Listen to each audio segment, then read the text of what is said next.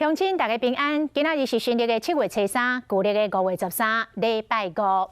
新闻的头一条来看，这个国军汉光的演习，7月13到17要来登场。目前各部队拢咧做预演。这个海军陆战队早起伫高雄左营桃子园海埔在进行联合操演的时阵，出现着重大的意外。因为这个海象突然间来改变，小艇来冰船，有3个官兵落海。这3个人拢已经救起来，送病院来抢救。总统蔡英文伫第一时间接到消息，指示讲一定要全力救人。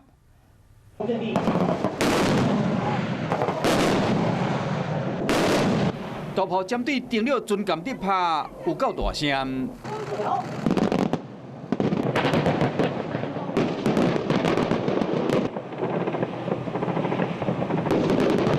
舰车的支援，雷霆2000上准海面发射火箭弹，空中 IDF 甲 F-16战斗机嘛出动。这是7月初2汉光演习前，国军伫台中嘉南海边展开的反登陆的操演。